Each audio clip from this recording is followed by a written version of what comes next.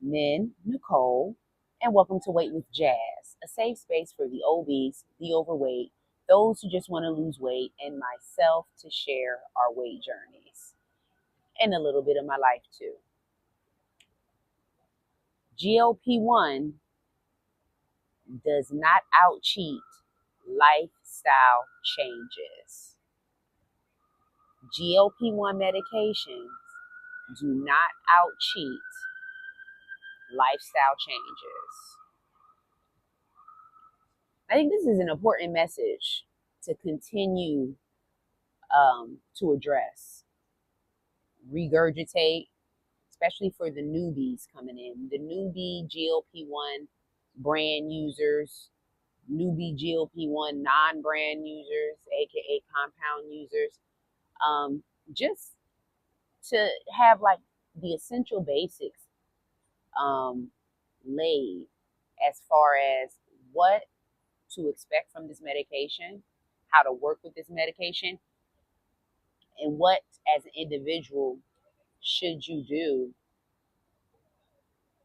in conjunction with this medication to maximize and optimize the benefits of GLP-1 medication. Now, what has become very common, and this is why I feel like it was such a need to be addressed, readdressed, is that the common claim with GLP-1 medications is the allowance to eat what you want, just in smaller portions with no exercise. So this has been the running gamut. It has been heightened and flushed through the social media outlets. Of course, you know, most of the world became aware of Ozempic, like it was something absolutely brand new. The Semaglutide has been around before Ozempic. Ozempic is just the brand name for the injectable pen with the semaglutide in it. But however, the semaglutide medication has been around for over 20 years as semaglutide. And because peptides cannot be owned, investors like Eli Lilly, Novo Nordisk, they FDA approve the device in which the medication can be stored in. So the medication is not owned by these individuals. The brand of the pen, the brand name that is associated with the pen that holds the medication, that's how that goes. That's the only ownership that's involved, but the peptide is not owned. But anyway, we got wind of the Ozempic craze slash semaglutide when a whole bunch of celebrities began just sounding out on its instant weight loss effects. I mean, to the point where this is like the quote unquote skinny shot. Raving about you just take a shot and not do anything, but just lower the amount of food that you eat, but keep your food choices the same. The best shot ever. Eat whatever you want and have the body of your dreams. Maintain your weight. That's the running gamut. That's what it's been. And unfortunately, that rhetoric is still being pushed, but I'm thankful through just the content creators, the constant news and information that's being pushed out, reminding folks that lifestyle changes accompany the GLP-1 medication for the maximized benefits, that the medication should not just be used for cosmetic purposes only without some permanent lifestyle changes in place. This is important, especially for like the younger generation. Okay, I'm in my 30s, and you got the ones that's in their 20s and all that, and you know, the younger they are, the more vanity consumed younger people are. They become really consumed in vanity.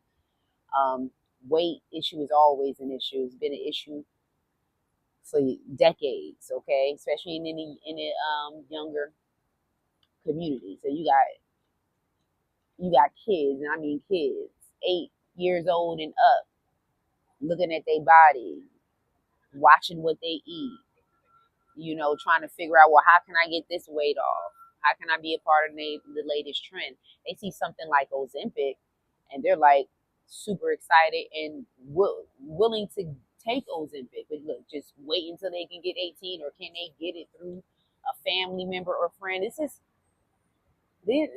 is the thinking and what's going on right now that needs to be addressed, because whether Ozempic or just GLP1 medications in general, you have to employ lifestyle change for the best results, and especially to maintain the weight moving forward.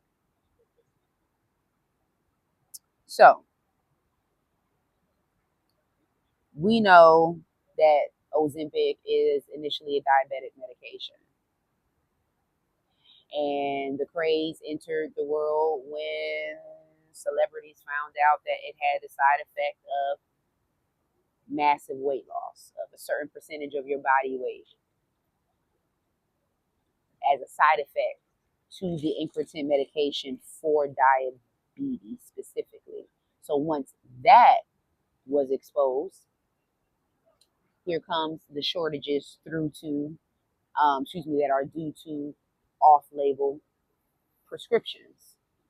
So a lot of people receive Ozempic off-label for weight loss purposes, which is not illegal, and it is a common medical practice for any medication. If a physician feels that the effects of the medication can benefit your medical profile, they can write a script off-label.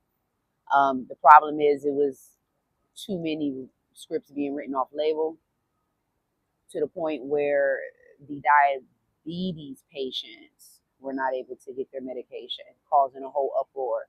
Once that uproar created,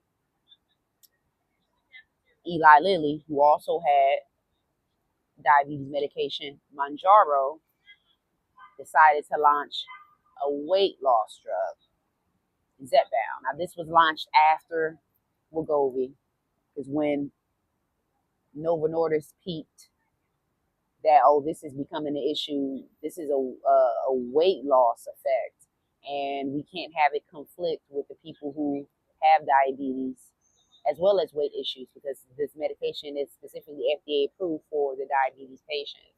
So then Novo Nordisk comes out with Wegovy for weight loss. And then now we have Lilly. Lilly had Mounjaro for diabetes patients. Followed the same pattern as Novo Nordisk and developed the line of Zepbound in November, I believe, 2023. Okay, hot off the press. I feel like I was one of the first ones in line for the fit. Okay. However, the same rhetoric still applies. They're still seeing people being really lax with the lifestyle changes, not being consistent with it, or completely negating it altogether. I mean, who wouldn't want to have an injectable medication, right, that affords you the ability to eat what you want just in small amounts and still maintain your skinny? Okay. I mean, I think that's been a dream forever in society, the society of vanity, the society of weight management. Um, to them, or to most, that would be the miracle drug, the miracle medication, right? Such as what Rosie O'Donnell said. She claims it to be miracle, and she vows to not come off of the medication, which is understandable.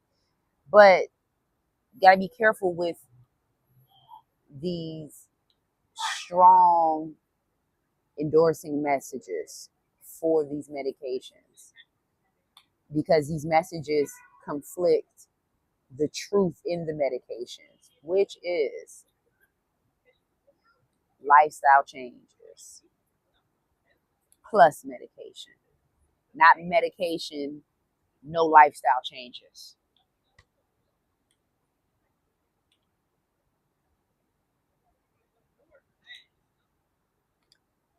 What is happening is people are seeing weight gain and weight stalls now, because the craze has been there, right? And it's still partially there now, but now there's starting to be a downside of anxiety with the lack of weight loss while taking GLP-1 medication. The anxiety of a weight stall, and then people not really understanding or racking their brain to oblivion about why they are not losing weight on the medication. Here's the thing. With these incretin medications, these weight loss GLP-1 medications, okay, they definitely have a strong effect on producing up to a certain percentage of weight loss for an individual. That is based on a number of factors. That is based on the therapeutic dose, um, as well as that is based on your weight, what your current weight is as well, because that plays a part in the initial weight loss from the beginning. And your lifestyle practices. How are you eating? How much are you eating? So, because a lot of those lifestyle components are not being practiced or practiced efficiently or consistently, people are experiencing the weight stalls or weight gain. Because if you do try hard enough, you could out eat this medication. The medication does become partially adapted to you, and over time could allow some leniency with your appetite, some allowance for you to be able to stuff yourself more. Okay.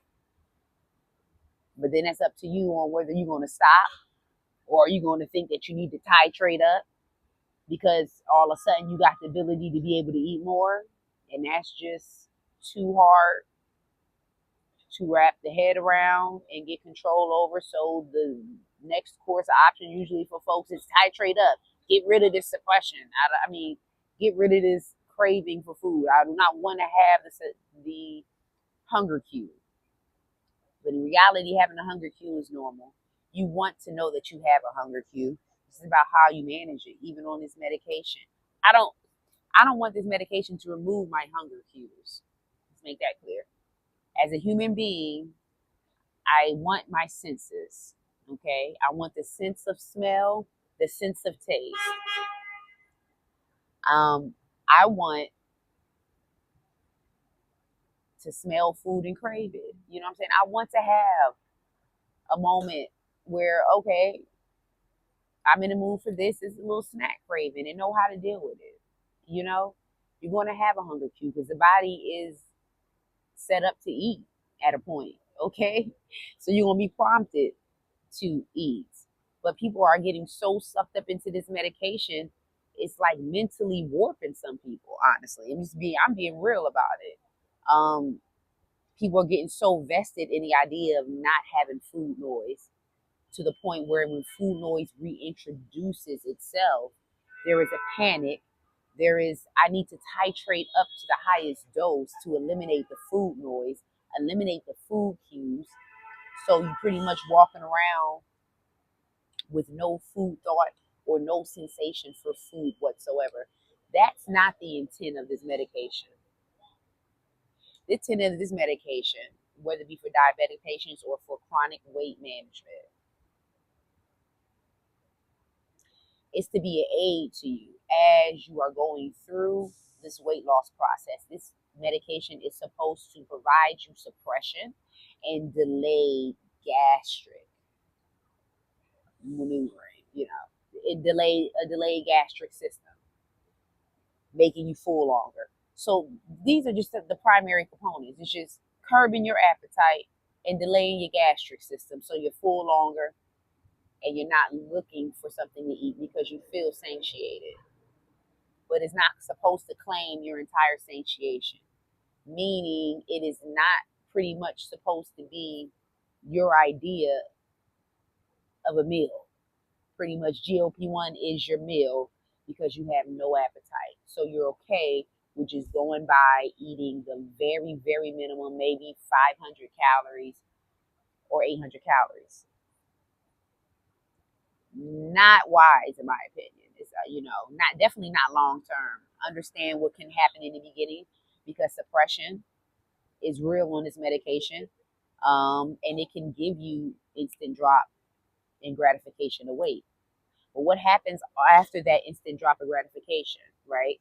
That's what a lot of people experience. People are getting so excited, so amped at 15 to 30% of my body weight. I'm gonna lose 15 to 30% of it. You'll lose it if you go according to a protocol. There's not a guarantee that you will lose it. Now, there is a guarantee of some loss, but we're talking about at what rates. But I do notice as my time during this GLP-1 medication, I noticed that people are just not fully understanding. It's so much excitement, and it's such a presumption that I'm just going to end up losing this weight as soon as I take the injection. I don't have to worry about anything. But the reality is, you lose the weight based off of what you put into it. Initially, you'll probably have some weight loss. Like while I was starting to touch in the beginning, I don't know what happened. I ended up swindling off my top point of topic. But in the beginning, if you are a large mass, let's say you 300 pounds or 200 some pounds, and you take this medication, within the first 4 weeks, I do believe you will receive some type of weight loss benefit immediate. And that weight loss typically is associated with water retention. So you're losing water weight. You're not losing, in my opinion, you're not losing visceral fat. That's the deeper fat. You're not losing that. You're losing subcutaneous fat, partial, which is also connected to water weight. But that's the gist of what you're losing. You're losing that off the bat because that's the easiest to come off. With limited eating, the easiest weight to come off is carb weight, which is water retention weight. Any weight related to sodium and water. That's the easiest and the fastest and the first weight to go. It's the fat loss that becomes more difficult. Digging deeper in to get the visceral fat loss from around some of the organs. Your stomach, start having the features of your stomach actually show. You have to have fat loss. And that just doesn't come automatically just with the GLP-1 use medication and zero exercise whatsoever. Now, well, let me correct myself. You can still get an excessive amount of weight loss at that level, but it won't be at the proportion you want as far as fat and muscle. So your weight loss will be more so a weight loss, muscle loss, minimal fat loss. So you'll have the weight loss, which will come with some heavy muscle loss because you didn't practice weight training, you didn't become really grounded in your routine, and you have probably very small fat loss. At what point did your body tap into the fat storage? Maybe it did, maybe it didn't, because it had enough of the other storage to tap into. So there's a lot of things to consider, but just like the basics with taking this medication is that you need to just simply increase your lifestyle changes or begin them or modify them to be better. And when we're saying lifestyle changes, what are these lifestyle changes? Remaining in a calorie deficit if weight loss is the key, if you're not in management or maintenance, if you haven't already reached your weight goal, such as myself, I did reach my weight goal, even though I'm dealing with a situation of getting back to my goal weight. Water retention took me a little bit over my weight goal, but nevertheless, I'm still in my maintenance range. So with that, I need to make sure that I eat my maintenance calories to maintain. Now, without exercise, that's a deficit calorie situation. With the exercise level that I do regularly, I will be in more of a slight surplus. And that would be my maintenance. But for those who are losing the weight, the lifestyle change for this medication for optimization is remaining in your calorie deficit. Don't eat over your deficit. And don't eat under your deficit if you can help it on this medication. Keep feeling like my arm just snap it right off, But because I know it definitely can become a thing.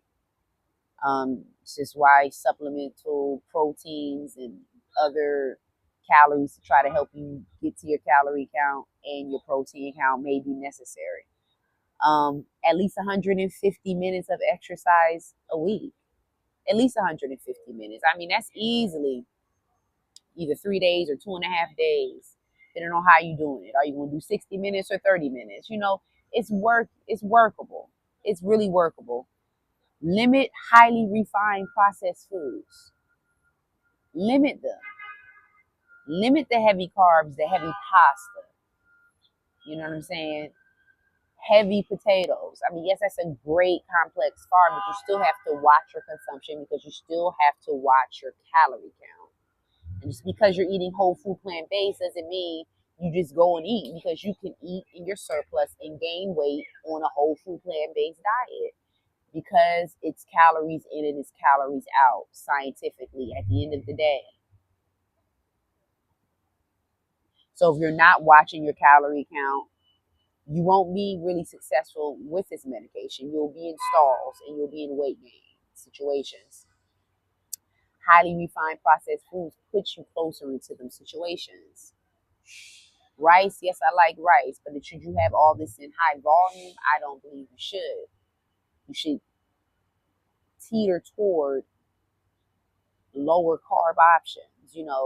Not saying you can't have carbs, but limit your carb count. Like you have a calorie count, have a carb count for your day.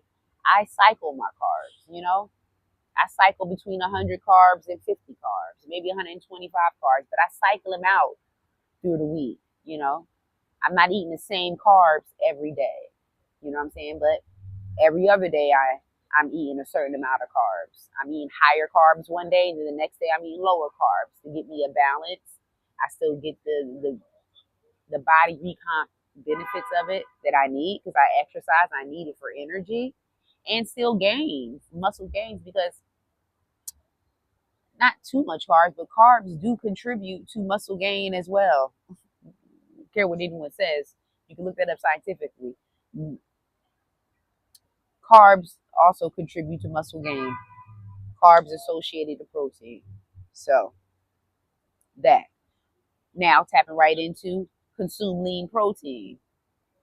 Consume lean protein. I'm saying lean. Let's not stuff into the full fat meat carnivore diets. I'm really not in agreement with the carnivore diet, but to each his own, because I look at it as a diet of primary flesh, meat,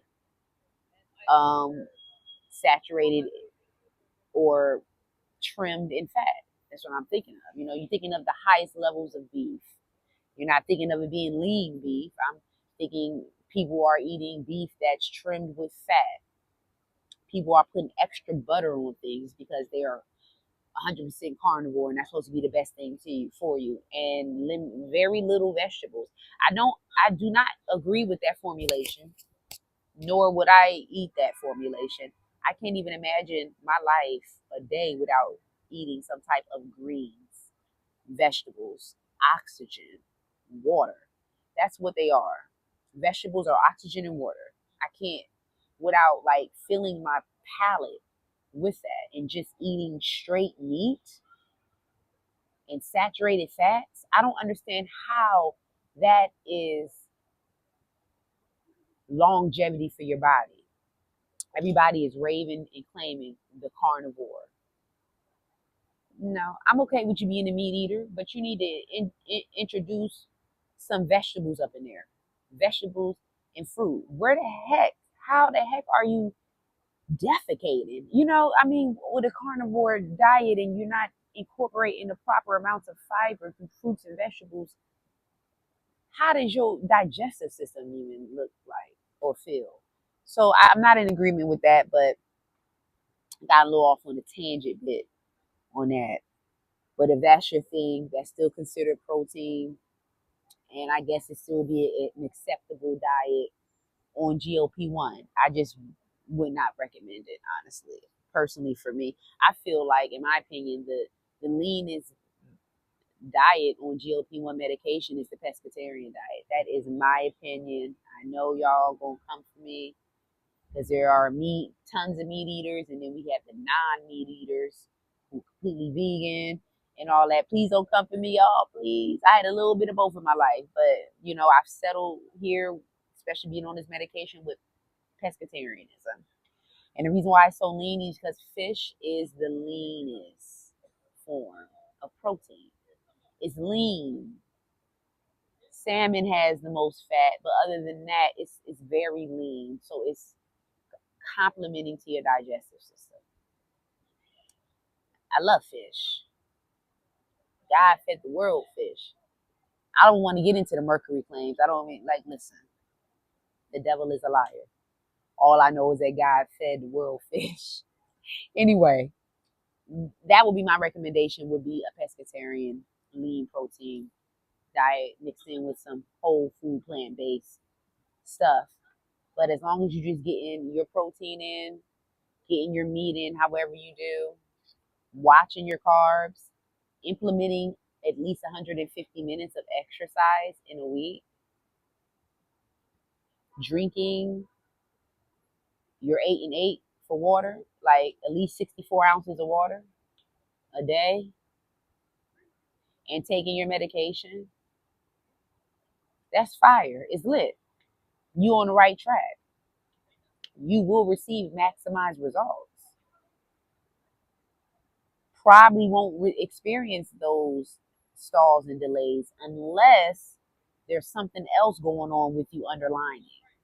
It's like a hidden comorbidity, something weight related, a condition, a medical condition that's causing you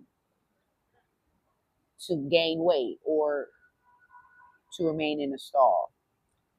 And then you need to consult with your physician to do the process elimination out from that. But as long as you keep these components in place and don't have to deal with the medical ailments, you should thrive on GLP-1 medication. You should thrive. And then when you do come into weight loss stalls, and if you just feel like you can't figure it out, there are other options that many people don't want to entertain or don't want to understand or want to negatively critique to the bones, and that's intermittent fasting. I mean, there's options out there that jumpstart and further optimize your weight loss on GLP-1 medication when you come into a stall. Because people just think this medication is just supposed to continue to drop pounds. It's not going to continue to drop pounds without your effort. In the beginning, yes. Then you had a slow stall, and many are just at that stall and remaining there. Yes, it could be that you need a stronger dose that has not been created yet, and that's why we have the investors, existing investors, and new investors coming in, playing around with the formulations of GLP-1 and GLP-2, and GIP and Retatrutide. trying to come up with further GLP-1 medications that are stronger in potency and higher in dose to appease the population of people who are extremely GLP-1 deficient, who have maxed out the ceiling of the dose that they have, which is 15, and they are not losing any further, even with their exercise regimen. So I'm hoping that, those who have maxed out, that they still keep an active exercise regimen and that they still follow low carb eating and that they're drinking their water and then they're taking their medication.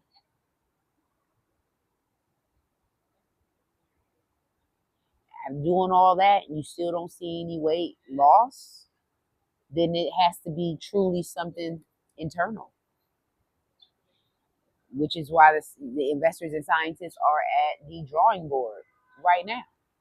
That's why GLP-1 is forever evolving.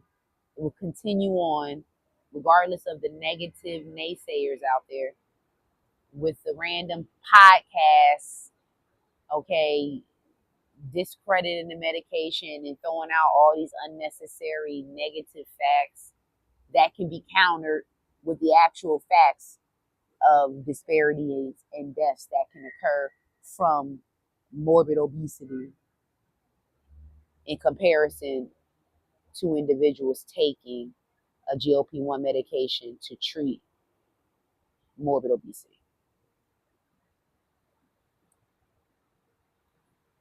I said, oh, no fast fatty foods. So you want to stop consuming the fast fatty foods?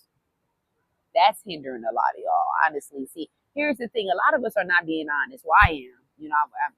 Yeah, but a lot of us, are we really keeping it Dougie with ourselves? And when we choose to come on this camera, are we really keeping it Dougie with the people?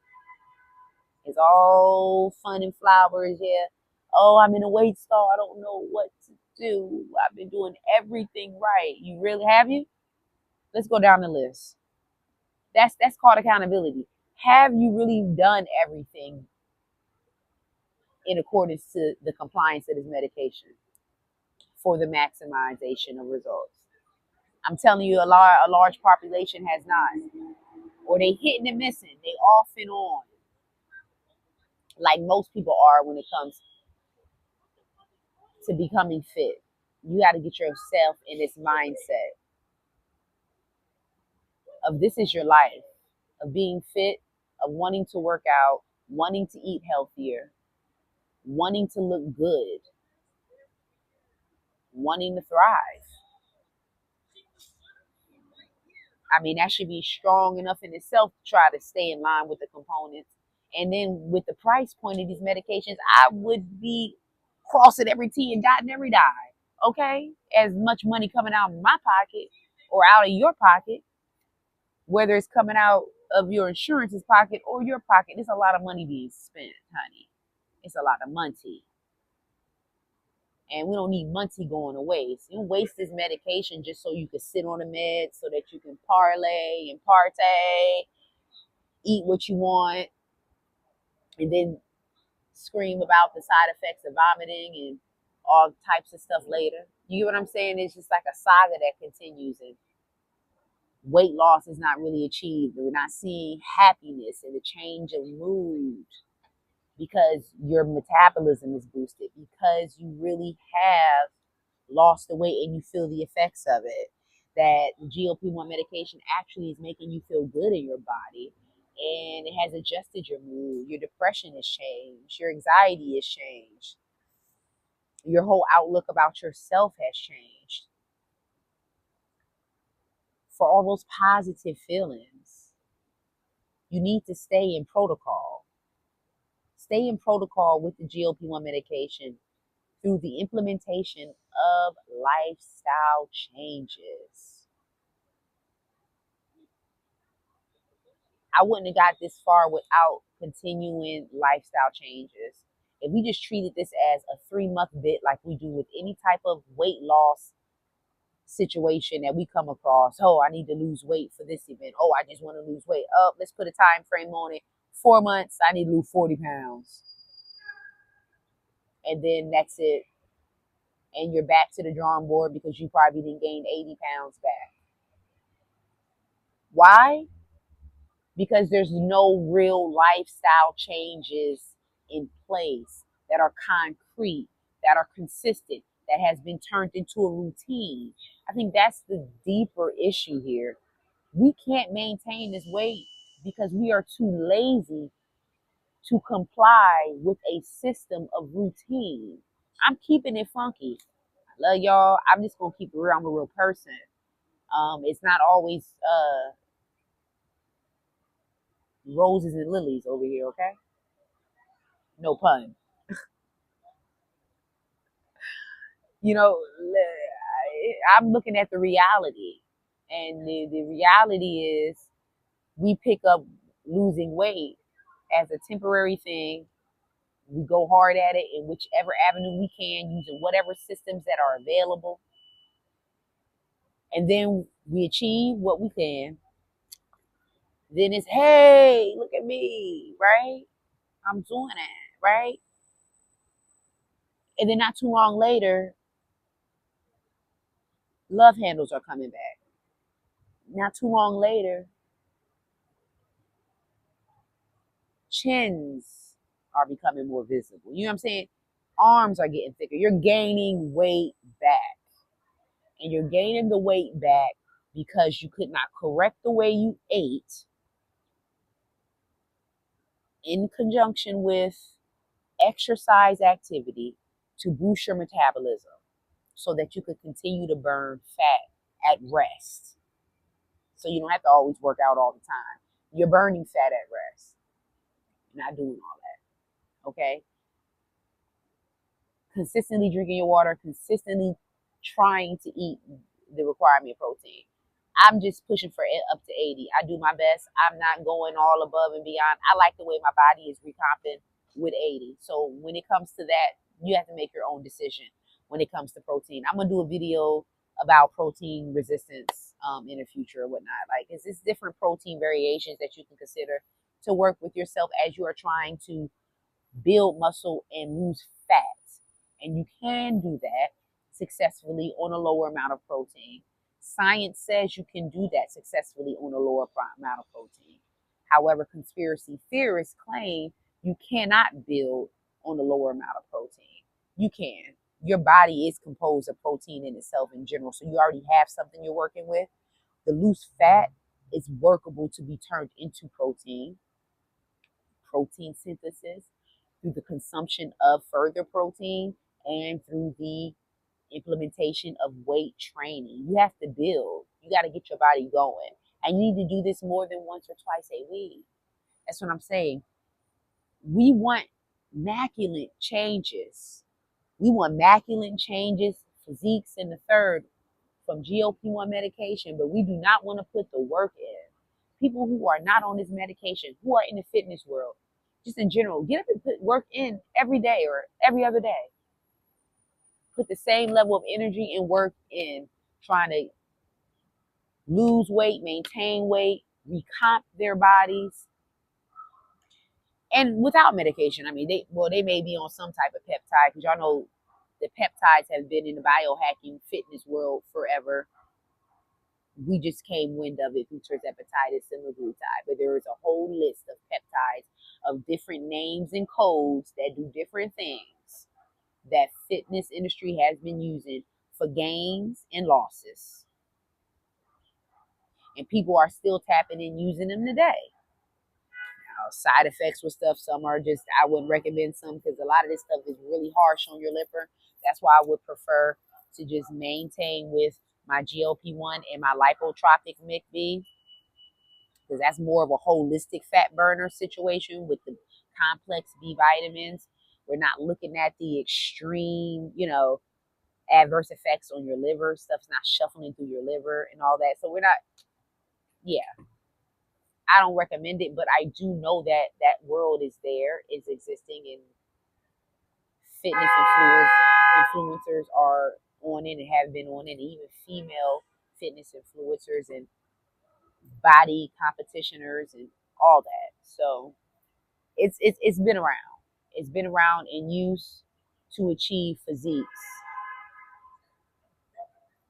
And within the use of it, whether it's a standard GLP-1 or just a biohack form of a peptide, you still got to be in a calorie deficit to make it work. You got to be in a calorie deficit. You need to exercise. You need to drink your water. You need to limit your refined foods. You still can't negate these components. You see what I'm saying? You still have to make the lifestyle changes. You still have to make the lifestyle changes, y'all. And then last on this list, consume fiber. I don't know if I already addressed that. Fiber. Fiber through fruit and vegetables. You don't necessarily have to do external fiber. If you're okay with eating vegetables and fruit. And that's the thing. We need to make lifestyle changes. Lifestyle changes is not incorporating a fall form of fiber. Lifestyle changes is actually incorporating the vegetables and fruit into your body that is fiber. You see what I'm saying? This is a whole mindset change. And this is a change that I fully went through. So I'm glad that I'm completely grounded in my lifestyle with or without GLP-1 medication. But I'm going to be on GLP-1 medication, but I'm just motivated to stay fit, motivated to stay in my best, and I'm going to maintain my slim. So I'm going to do what it takes. I'm going to incorporate the healthy optimizing tools to continue to maintain and achieve my body recomp, lose the visceral fat that's lingering around in my stomach, you know what I'm saying, in the back of my thighs, but making it work through lifestyle changes. Lifestyle changes. Lifestyle changes, y'all. Consistent lifestyle changes. Consistency is the key. So we cannot get anywhere with weight loss without being in a deficit and without being in a consistent deficit. And you can't get anywhere after weight loss with maintenance without maintaining your maintenance calories, without maintaining your activity level to maintain your weight. If that's how your formulation works, you're not gonna get anywhere. You'll end up reverting back.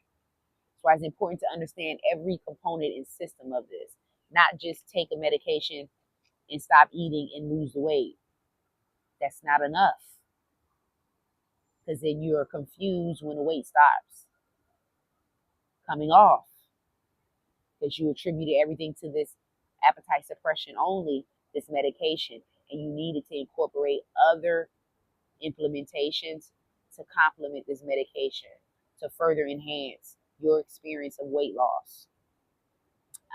Y'all, I know this was a little lengthy, but I'm hoping that you took some away from this, because without these changes, GLP-1 will not continue to work, essentially being a waste of money. So really get the value of the GLP-1 buck for what it's worth. We as people will stay on a path for a moment, right? Just a moment to see if we can get results, and then we fall off track. What can we do to stay consistent? That is important on GLP-1 medication, because this medication may not always be around. So if it's not around for you in brand, meaning your insurance will no longer cover it, or you cannot afford the brand price, you need to know how to consistently live through your lifestyle changes that you put in place. And then also know that, there is also a compound market out there available that's affordable too, with weight loss options and all that. So it's not the end of everything, but essentially you still have to know how to operate through lifestyle changes, period.